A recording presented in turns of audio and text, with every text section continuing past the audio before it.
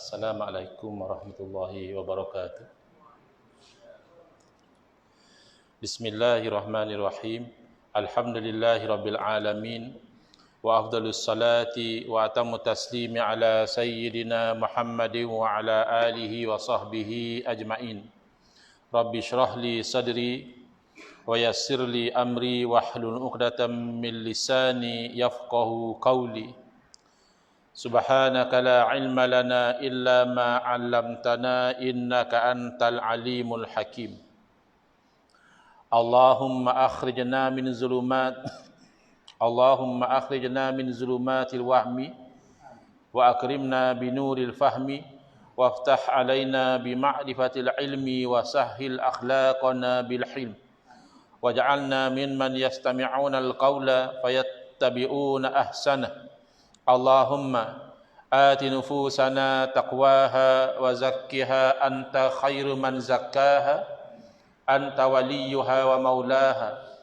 Allahumma arinal haqqa haqqan warzuqna ittiba'ah wa arinal batila batilan warzuqna ijtinabah.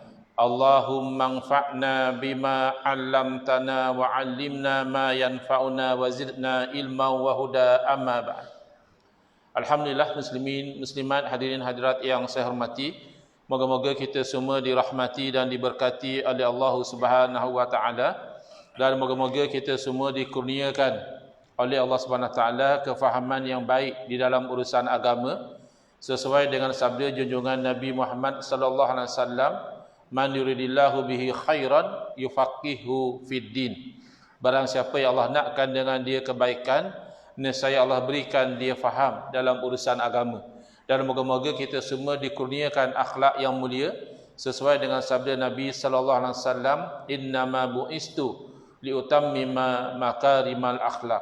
Hanya saja aku dibangkitkan demi untuk menyempurnakan kemuliaan akhlak. Alhamdulillah, malam ini insya-Allah kita akan menyambung pengajian kuliah maghrib bulanan, ya, hari Khamis yang ketiga, ya, hari Khamis yang ketiga, anjuran surah Ar-Rahmah section 8 Shah Alam menggunakan kitab Nurul Huda, ya, cahaya hidayah, yang disusun oleh guru saya Al-Fadhil Ustaz Haji Adnan bin Haji Muhammad Samman hafizahullah ta'ala wa nafa'ana bihi wa bi'ulumihi fid daraini amin. Mensyarahkan kitab Masailut Tauhid, masalah-masalah tentang ilmu tauhid, ya, persoalan-persoalan berkaitan ilmu tauhid, yang disusun oleh ayahanda beliau dan juga guru saya almarhum Tuan Guru Haji Muhammad Samman Kati rahimahullah ta'ala wa nafa'ana bihi wa bi'ulumihi fid daraini amin. Kita sampai ke muka surat 12, masih lagi dalam membicarakan mabadi, permulaan ilmu tauhid yang 10. Kita sampai kepada ismuhu. Apakah namanya ilmu ini? Jawapan, adapun ilmu ini namanya pertama ilmu tauhid. Ini popular, ya, di negara kita ni, orang sebut ilmu tauhid, orang faham. Ada kalanya dinamakan sebagai ilmu kalam, ada kalanya disebut ilmu sifat, ada kalanya dikenali sebagai ilmu usuluddin. Biasa kalau di universiti ada jurusan namanya usuluddin, dan yang jarang kita dengar tetapi ia masih salah satu daripada ilmu yang sama, iaitu al-fiqhul akbar, fiqh akbar. Kalau ilmu fiqh kita biasa dengar, ya, belajar hukum hakam. Tapi al-fiqhul akbar, maka semuanya itu nama yang berbeza, tapi bagi ilmu tauhid juga.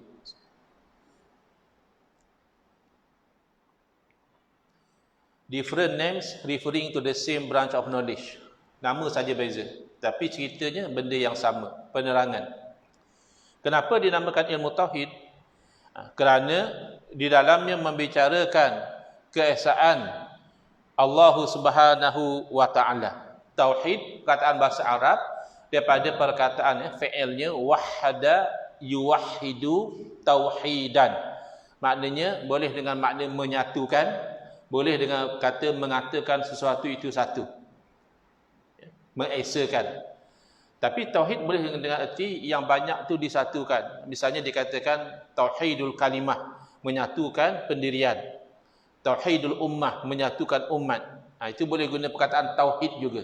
Tapi tauhid di sini iaitu mengesakan.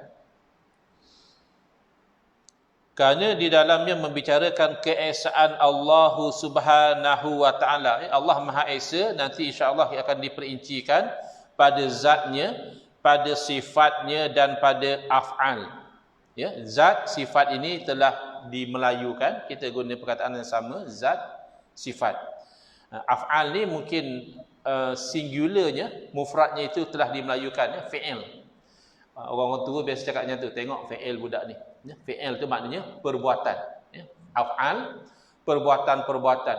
Jadi Allah Subhanahu Wa Taala Maha Esa dari segi zat, sifat dan juga perbuatan-perbuatan Allah. Macam mana dikatakan Esa tu? Nanti, ya, insya-Allah bila sampai pada membincangkan sifat wahdaniyah. Ini hanya nak cerita mabadik, iaitu nama. Dinamakan ilmu ini sebagai ilmu kalam. Kenapa? Kerana dibicara padanya mengenai kalamullah. Satu masa dahulu berlaku pertikaian dan perdebatan yang tajam di kalangan para alim ulama, iaitu tentang kalam Allah, adakah ianya qadim, yakni tidak ada permulaan. Itu maksud qadim. Atau makhluk. Makhluk ni makna baru. Ya, kalam Allah itu adakah qadim ataupun baharu. Satu masa dahulu satu pertikaian yang besar sehingga berpecah umat Islam. Dan pertikaian inilah diambil sempena, pertikaian tentang kalam Allah itu dinamakan ilmu kalam. Hal ini mulai tersebar di zaman kekuasaan Daulah Abbasiyah. Kadang-kadang sesuatu fahaman itu naik dengan political support, ya. Kena ada sokongan daripada pemerintah.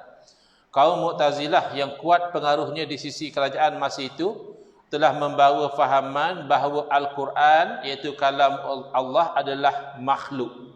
Ini bercanggah, ya, dengan pegangan ahli sunnati wal jamaah yang berpegang kalam Allah itu sifat Allah. Maka sifat Allah juga qadim. Zat Allah qadim. Sifat adalah yang berdiri pada zat, yang ada pada zat. Maka apabila zatnya qadim, tidak ada permulaan, sifatnya juga qadim. Bila tersebut Quran ni di sini merujuk kepada kalam Allah. Bukan kita maksudkan mushaf ni. Kita panggil Quran juga. Cuba awak unjukkan kepada saya Al-Quran. Kan? Ya, itu jelaslah makhluklah. Kertas ni makhluk. Dakwatnya makhluk. Kita ni makhluk. Bila kita bercakap, suara kita makhluk. Bila kita membaca Al-Quran, masih suara kita itu makhluk. Cuba dengar orang baca Al-Quran. Bukannya itu yang dimaksudkan. Yang dimaksudkan adalah kalam Allah. Al-Quran dengan arti kata kalam Allah. Maka itu adalah sifat Allah. Maka oleh itu adalah qadim.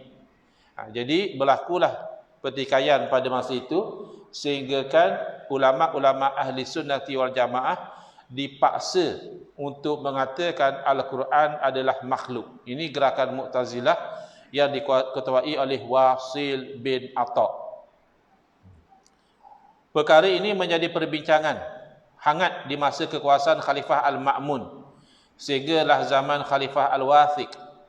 Sehingga dengan sebab ini terfitnah, maknanya teruji, beberapa orang ulama seperti Al-Imam Abu Hanifah rahimahullah ta'ala dipenjarakan. Kenapa? Kerana tak nak kata Quran itu makhluk.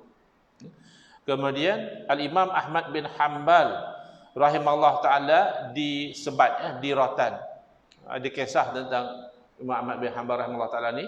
Sebelum beliau dijatuhkan hukuman, dilaksanakan hukuman rotan itu, ada satu orang pencuri, ya, membisikkan nasihat kepada Imam Ahmad bin Hanbal. Kata pencuri ini, saya ni, kalaupun saya ni salah, saya tak akan mengaku. Orang pencuri kena sebat dengan polis. Kau pencuri? Tak ada. Tak ada tuan, bukan saya yang curi. Padahal dia curi. Jangan tuan benar, tiba-tiba tuan mengaku. Dia bagi nasihat, pencuri bagi nasihat pada ulama, tapi nasihat dia betul. Ya, dia yang salah pun tak mengaku, takkanlah Imam Ahmad bin Hanbal yang betul tiba-tiba nak tukar. Jadi semenjak daripada itu, Imam Ahmad bin Hanbal rahimahullah ta'ala diriwayatkan sentiasa mendoakan kepada orang tersebut. kerana teringatkan budi dia memberi satu motivation supaya Imam Ahmad bin Hanbal tabah menghadapi ujian tersebut. Dan berlaku satu bentuk karamah, satu bentuk yang perkara yang mencari adat, iaitu apabila disebat Imam Ahmad bin Hanbal rahimahullah taala, kesan daripada sebatan itu menyebabkan tali ikatan celana beliau itu terputus. Jadi seluar tu diikat dengan tali. Bila tali putus, patutnya seluar jatuh, nampaklah aurat. Tapi takdir Allah Ta'ala, walaupun tali itu putus, tapi seluar itu tidak melorot jatuh. Itu salah satu karamah, kemuliaan yang diberikan oleh Allah SWT kepada Imam Ahmad bin Hanbal rahimahullahu ta'ala. Tapi ada juga ulama seperti Ahmad bin Nasr al-Khuzai rahimahullah ta'ala telah dibunuh, sampai dibunuh disebabkan mereka semua ini tidak mahu mengatakan Al-Quran itu makhluk. Dan Al-Imam Asy-Syafi'i, imam kita Imam Muhammad bin Idris Asy-Syafi'i rahimahullah ta'ala terpaksa membuat hilah dan berangkat pindah dari Iraq ke Mesir, lari sebab tempat itu dah jadi tempat yang ada tekanan yang tidak sewajarnya. Ulama ditekan untuk mengatakan sesuatu yang tak betul. Jadi macam mana Imam Syafi'i buat hilah? Ini dipanggil tauriyah. Tauriyah ni perkataan yang boleh maksudnya double meaning. Nak kata strictly menipu tak juga. Tapi kalau difaham macam ini, seolahnya begini maksud dia. Contohlah satu orang ditanya oleh orang lain. Dia kata misalnya, nampak tak ustaz engkau? Dia tanya. Muka tu macam marah. Bawa parang pula tu. Yang dia tanya tu ustaz engkau dah. Macam orang ni. Ya. Dalam keadaan marah bawa parang tanya. Ada nampak ustaz engkau? Jadi kalaulah saya kata, saya lah ustaz engkau, kemungkinan dilibas dengan parang kalau nampak pada gayanya tu. Kalau saya kata tak tahu, kan menipu pula. Ya. Jadi contoh tauriyahnya, katakanlah saya berdiri di sini, saya pun langkah ke tepi, tadi ada dia kat sini. Jadi sangka orang yang dengar tu, tadi ada kat sini, maknanya dah tak ada lah. Dia pun cari. Dia tak kenal lah ni. Zaman sekarang susah lah, zaman internet. Orang research je kan, type Google je. Ini cerita kalau zaman dulu lah. Zaman tak ada gambar, tak ada internet. Jadi orang tu, bila dia dengar kata, tadi ada kat sini, sangkaan dia dah tak ada. Jadi nak kata menipu, tak juga. Betul lah, tadi saya ada kat sini. Tapi saya dah melangkah ke tepi, dah tak ada lah kat situ. Itu contoh tauriyah. Jadi apa yang dibuat oleh Imam Syafi'i rahimahullah ta'ala, ketika dipaksa mengatakan Al-Quran adalah makhluk. Tuan kena kata Al-Quran itu makhluk. Ini paksaan daripada pemerintah pada masa itu. Jadi kata Imam Syafi'i rahimahullah ta'ala, Al-Quran, Zabur, Taurat, Injil, empat-empat ni makhluk. Jadi okey, kalau macam ni Imam Syafi'i lepas. Tapi lepas tak payah tunggu lagi lah. Terus suruh pindah ke Mesir, kacau. Dapat tekanan yang tak sepatutnya macam itu. Jadi apa tauriyahnya? Jadi ketika Imam Syafi'i rahimahullah membilang Al-Quran, Zabur, Taurat, Injil, dalam otak mereka, Imam Syafi'i masih bercakap tentang empat ini. Tapi Imam Syafi'i sudah pindah cakap. Keempat-empat ini, yakni jari beliau, makhluk. Empat-empat ini, makhluk kata dia. Jadi, tauriyah. Jadi daripada satu sudut tak salah. Memang betul jari beliau makhluk. Tapi cara beliau bercakap itu, berjaya menyelamatkan diri beliau daripada diseksa ataupun dibunuh oleh pemerintah pada masa itu. Dan dinamakan ilmu sifat. Kenapa? Kerana terkandung di dalamnya itu bahasan, perbicaraan mengenai sifat Allah Subhanahu Wa Taala dan Rasul-Rasulnya. Nanti kita akan belajar. Saya sebenarnya masih musafir, baru sampai daripada Ipoh. Tadi itu saya sudah jamak takdim kerana hadir kena conduct interview untuk orang yang nak dapatkan tauliyah. Jadi pengalaman saya lah bila bertanya saya soalan tu, rupanya banyak perkara-perkara asas yang tidak difahami oleh orang yang nak dapatkan tauliyah. Sebagai contoh, kita kata kita akan belajar sifat Allah. Apa yang kita biasa dengar? Sifat wajib bagi Allah. Jadi saya tanya, bila kata sifat wajib bagi Allah, kalau ada orang tanya ustaz dapat tauliah, ustaz mengajar di masjid di surau. Jadi ada jamaah tanya, ustaz kata sifat wajib bagi Allah. Iyalah. Saya belajar wajib tu buat dapat pahala, kalau tak buat berdosa kan. Atau kalau sifat wajib bagi Allah, kiranya Allah pun ada dosa pahala juga kan. Jadi kalau orang tanya ustaz macam tu, macam mana ustaz nak terangkan? Ramai tak boleh jawab rupanya. Jadi ramai rupanya zaman ni tidak boleh beza lagi wajib tu ada pelbagai. Bukan hanya wajib buat dapat pahala, tak buat berdosa, bukan. Ada wajib yang namanya mala yutasawwaru adamuhu. Apa yang tidak tergambarkan oleh akal tiada, makna mesti ada. Itu wajib akli. Bukan wajib syarak. Yang kata wajib buat dapat pahala, tak buat berdosa itu hukum syarak. Bila kita kata sifat yang wajib bagi Allah itu adalah hukum akal. Akal tidak akan boleh terima sifat itu tak ada pada Allah. Tuhan tapi tak wujud. Apa dia? Tuhan apa tak wujud? Tuhan tapi baru wujud. Tak mungkin. Tuhan tapi satu masa akan hilang, akan binasa. Tak mungkin. Tuhan tapi sama macam makhluk. Tak mungkin. Tuhan mesti mukhalafah dengan makhluk. Tuhan tapi berhajat pada makhluk. Tak mungkin. Tuhan mesti qiyamuhu binafsih. Tak berhajat pada yang lain. Jadi benda-benda yang basic sebegini pun telah dilupakan. Maka jadi penting untuk kita refresh kembali pengajian yang dikenali sebagai ilmu sifat. Berbincang tentang sifat Allah, wajibnya, mustahilnya, harusnya. Sifat Rasul sama juga. Apa sifat yang wajib bagi Rasul? Bukan makna kalau Rasul tak bersifat itu berdosa. Makna akal tak boleh terima Rasul tapi tak ada sifat itu. Kalau Rasul mesti ada sifat itu. Rasul tapi tak cerdik. Oh, ustaz. Rasul tak cerdik tak mungkin. Kalau kita mungkinlah tak cerdik. Kadang-kadang kena tipu, kadang-kadang kena apa? Kena scam. Ya. Oh, kadang orang yang terpelajar kena scam. Bukan calon-calon orang. Doktor kadang kena scam. Dia bukan masalah tak bijak, tapi dia tak guna akal masa tu. Nafsu menguasai. Kan kadang-kadang orang kata the black money scam kan. The black money scam dia punya storyline dia adalah berlaku satu krisis di sebuah negara. Jadi orang ni dia terpaksa lari sebab orang nak bunuh bapa dia ni, orang politik besar dekat negara tu. Jadi dia terpaksa lari dan dia terpaksa bawa keluar duit-duit cash. Tapi nak bawa cash macam tu ya tak boleh, nanti orang dapat detect. Jadi apa yang dia buat, dia celup duit tu dalam warna hitam. Itu jadi nama black money tu. Jadi dia dah selamat bawa, ada katakan senilai 3 juta US dollar. Tapi semua dalam bentuk black money.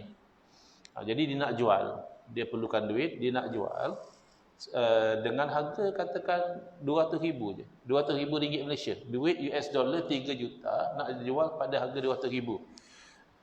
Itu duit saja. Tapi duit tu perlu dibersihkan dulu. Dia ada chemical yang khusus yang boleh bersihkan, buangkan hitam tu. Barulah dia akan clear jadi duit US dollar yang asal. Alat pencuci tu pula harga dia 30,000 katakan. So total bayar 230,000. Nego tak apalah, kelam kabut keluar 200,000, okey settle. Dapat duit hitam dan juga alat pencuci. Kalau dia pause to think, kalau dia sempat berfikir kan, kalau memang duit tu duit US dollar dan memang chemical tu boleh cuci jadi US dollar, kenapa orang tu tak cuci sendiri? Kenapa? I will take a leave sebulan lah. Saya sanggup ambil cuti sebulan tanpa gaji untuk cuci duit tu jadi duit US dollar semula. Kalau memang itu duit US dollar yang the chemical tu memang untuk cuci, ini scam.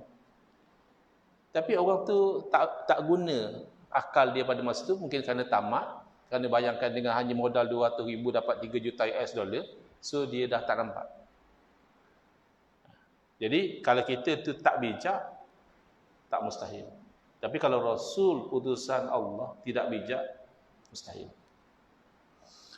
Baik, dinamakan ilmu ini sebagai ilmu usuluddin. Asal usul ni adalah plural.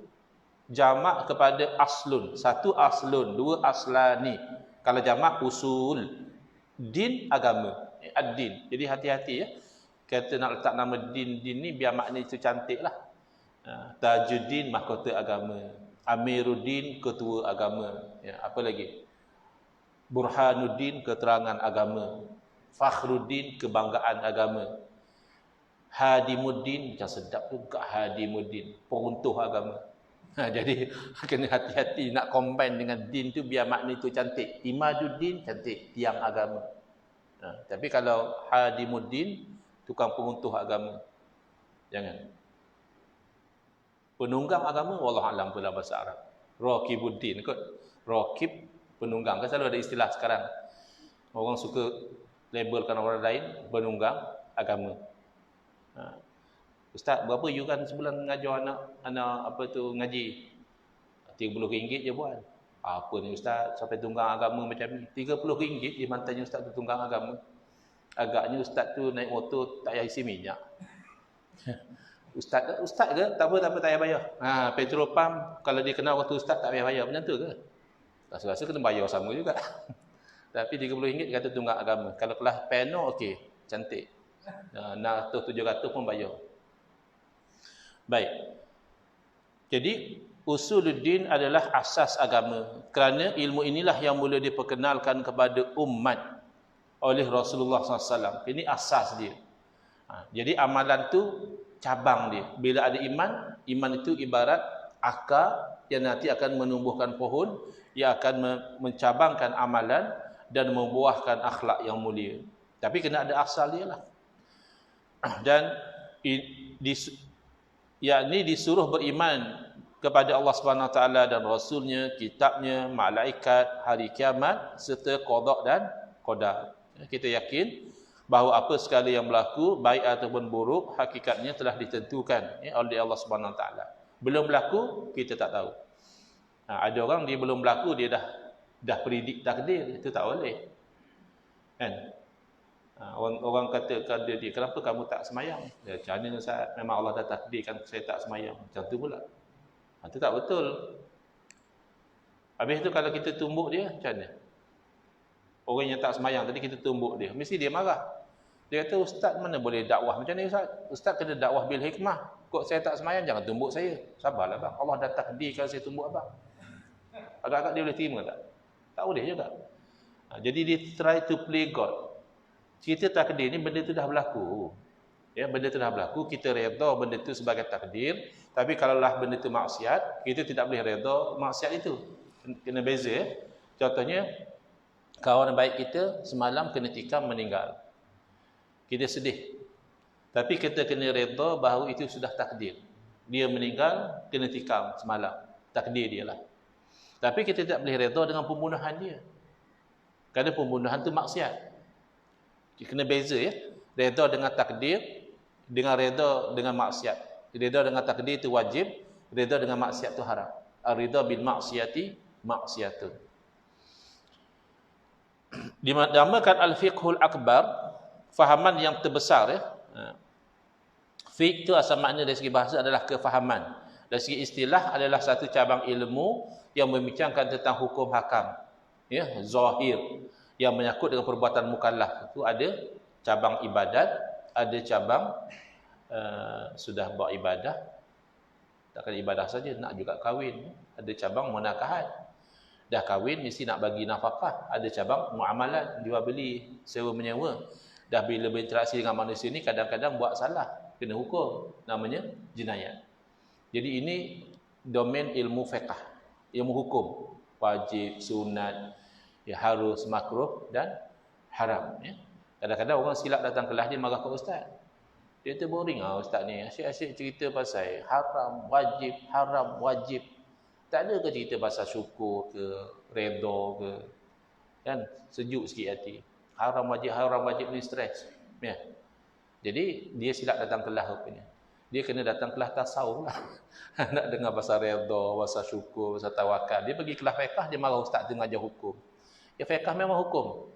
Tapi fiqhul akbar, istilah fiqh yang besar, dia pergi kepada akidah sebenarnya. Ada kitab-kitab yang disusun oleh para ulama seperti Imam Abu Hanifah rahimahullah taala, kitab beliau itu dinamakan Al-Fiqhul Akbar. Fahaman yang jitu dan lengkap berdasarkan alasan-alasan dan dalil-dalil yang kuat dan teguh. Baik. Sekarang ni Isyak masuk awal, 8.21 dah Isyak. Okay. Kita Isyak berhenti terus ke atau lepas azan sambung? Sambung. Kita sambung dalam 10 minit. Baik, insya-Allah.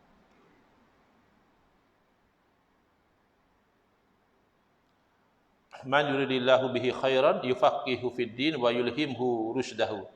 Barang siapa yang Allah nakkan dengan dia kebaikan, nescaya Allah berikan dia faham dalam urusan agama dan Allah ilhamkan kepada dia itu kecerdikan. Kadang-kadang orang ada ilmu tidak faham dan tidak cerdik. Kita sambung insya-Allah selepas daripada azan.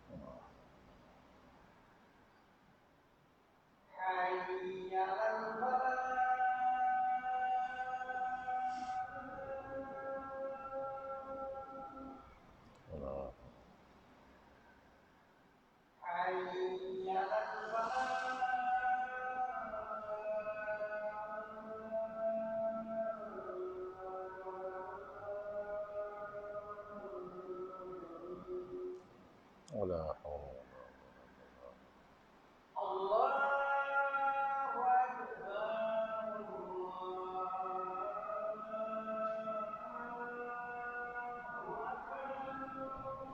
الله أكبر الله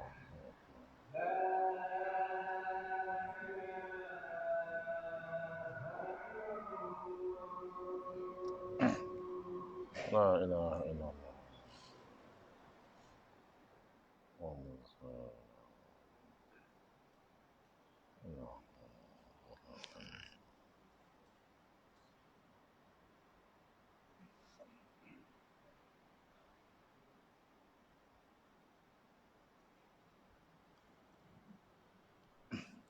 Bismillah, alhamdulillah, wassalatu wassalamu ala rasulillah, amma ba'd. Baik, kita sambung sedikit lagi, insyaAllah tak melebihi daripada 8.35 faedah.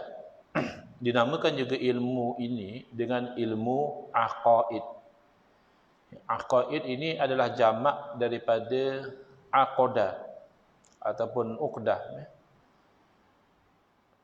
Root word dia adalah aqadah yang bererti mengikat. Sebab itulah kita sebut akad nikah. Kerana diikat antara ijab dan qabul. Jadi cuma kita kadang orang Melayu, kita melayukan perkataan Arab tu sedap dengan bahasa kita ya. Bila anak tuan haji nak angkat nikah? Angkat. Jadi lepas nikah tu angkat balik rumah lah.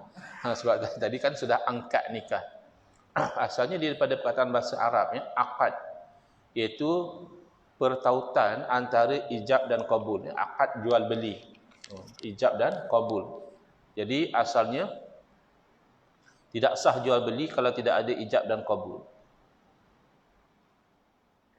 Kalau tidak ada saya jual, saya beli, ya, asal ulama kita kata tidak sah. Kenapa? Kerana sahnya jual beli itu dengan redha. La ta'kulu amwalakum bainakum bil batili illa an takuna tijaratan an taradin minkum. Jangan makan sebahagian harta sebahagian yang lain dengan cara yang batil. Kecuali nak makan boleh dengan jalan perniagaan. Perniagaan ni asasnya antarodin. Tarodin makna mutual consent. Consent ni tempatnya di mana? Dalam hati. Oleh kerana benda tu dalam hati tak nampak, maka perlu dizahirkan. Macam mana cara zahir? Dengan mengatakan saya jual dan saya beli.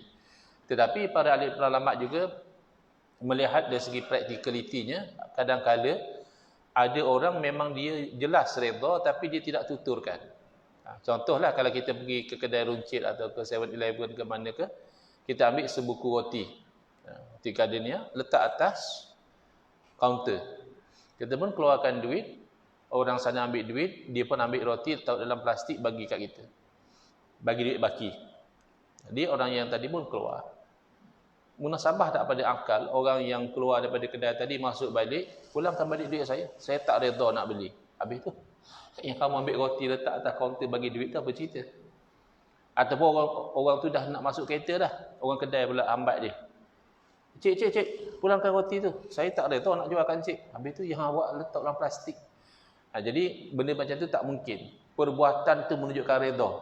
Maka dikenali sebagai bai' al-mu'atah. Jual secara unjuk berunjuk sah kerana walaupun tidak diucapkan tapi redha tu terzahir pada perbuatan. Ya, kalau nak tunggu jual beli macam mana? Vending machine. Ada siapa pernah beli air kat vending machine bunyi suara saya jual? Lain macam vending machine ni. Dah lah tengah malam kan. Ada suara pula. Jadi tak perlu kerana perbuatan orang punya mesin tu letak mesin di situ dengan all the facilities menunjukkan dia ijab, dia offer. Orang tu masukkan duit berarti dia qabul. Jadi asalnya ijab qabul tu bila terikat namanya akad. Tapi di sini bukan itu maksud dia. Yang dimaksud akad di sini adalah simpulan ikatan iman, seolah-olah keimanan tu dah disimpul mati dalam hati. Ya, iman ni dah tak mau dirungkaikan lagi. Kalau dalam bab fiqh kadang boleh berubah. Sebab tu kadang-kadang masjid tu lepas dah lama orang sembahyang, tiba-tiba datang jabatan cek, alih pula kiblat dia tu ke lain. Sebab ikut ijtihad baru ni, yang kiblat lama tu tak tepat. Dan kadang-kadang berlaku. Bab akidah dia tak mau macam itu. Bab akidah tu sebab tu dia panggil akidah, yakni ikatan. Iman kita perlu disimpulkan atau diikat supaya ianya tidak hilang atau bertaburan. Pengikatnya ialah 2 kalimah syahadah. Itu ikatan iman. Dengan 2 kalimah syahadah lah orang kafir masuk Islam. Bahkan Nabi SAW pernah mengkritik keras seorang sahabat dalam peperangan. Sahabatnya mujahid. Orang yang berjihad fisabilillah. 2 orang, satu daripada muhajirin, satu daripada ansar. Jadi mereka berjaya menjatuhkan musuh dalam peperangan. Lalu elok mereka nak menikam musuh tadi. Musuh tu mengucap la ilaha illallah. Jadi bila dengar dia mengucap, yang sahabat daripada golongan ansar tu undur ke belakang, tak jadi. Tapi daripada muhajirin dia tetap menikam, mati. Jadi bila dapat berita itu pada Nabi SAW, berhari-hari Nabi SAW mengkritik, mengatakan aku tahu ba'da'an qala la ilaha illallah, tergamak kamu masih bunuh dia selepas dia dah mengucap la ilaha illallah. Nabi ulang berkali-kali sampai sahabat tu rasa tertekan. Lalu dia nak defend diri dia, dia kata, dia bagi tahu orang itu bukan nak mengucap betul-betul, dia hanya nak selamat diri dia saja. Kalau dia nak mengucap betul-betul, kenapa tak mengucap awal-awal? Ni dah berperang, dah jatuh, dah nak kena bunuh baru nak mengucap. Nabi SAW tak setuju. Nabi SAW tak bersabda yang maksudnya, adakah kamu membelah dada dia sehingga kamu nampak dalam hati dia? Jadi kita dalam muamalah dengan manusia ni, kita berhukum dengan yang zahir. Ya, nahnu nahkumu ala az-zawahir. Kita hukum dengan yang zahir. Zahir dia sudah Islam, Islamlah. Wallahu yatawallas sarair. Allah yang akan uruskan yang batin, yang tersembunyi. Kalaulah dia munafik sebenarnya atau apa, dia berpura-pura, itu dia dengan Allah Taala. Jangan kita ambil peranan Allah nak baca isi hati orang, bukan tugas kita. Baik. Jadi inilah simpulannya, iaitu dua kalimah syahadah. Kalimah yang mulia ini bukan sekadar untuk dilafaz di mulut saja. Bukan sekadar nak kata asyhadu an la ilaha illallah, itu untuk hukum dunia, selesailah dengan makhluk. Tapi untuk diri pribadi kita, perlulah kita fahami, dikaji secara lebih mendalam dan terperinci supaya kemas dan teguh iman kita. Saya agak terkejut ya bila saya tanya orang-orang yang ustaz, sajalah nak test kefahaman. Dia kata kalau ada orang tanya, oleh kerana Allah Ta'ala tu maha berkuasa dan maha berkehendak. Kalau Allah Ta'ala berkehendak, adakah Allah Ta'ala berkuasa melahirkan anak? Kata dia, kalau Allah Ta'ala kehendak, boleh. Oh, berat. Maknanya kamu membayangkan anak Allah itu satu perkara yang mungkin. Sedangkan jelas, lam yalid wa lam yulad. Allah tidak beranak dan tidak diperanakkan. Dan anak bagi Allah itu mustahil. Benda mustahil tidak ta'alluq dengan kudrah iradah. Sebab tu kita penting belajar sifat 20 ni. Kalau untuk keimanan sendiri-sendiri mungkin selesai. Tak belajar sifat 20 mendalam pun sudah cukup kita yakin Allah wujud, Allah bersifat dengan segala sifat kesempurnaan. Tak mungkin Allah kurang. Tapi bila diuji dengan syubhat macam ni, ya ada orang tanya, kalau memang Allah berkuasa, kenapa Allah tidak ciptakan Tuhan lain? Ya, kalau Allah Maha berkuasa, kenapa Allah tidak boleh melahirkan anak? Maka perlu kita kaji. Makna daripada asyhadu an la ilaha illallah, tidak ada Tuhan selain daripada Allah. Kalau ada anak Allah, mana ada Tuhan lain? Simple logic kan? Anak kucing apa tuan-tuan? Anak kucing. Ya? Anak kucing kambing ke kucing? Kucing. Anak lembu? Lembu. Anak manusia? Anak Tuhan?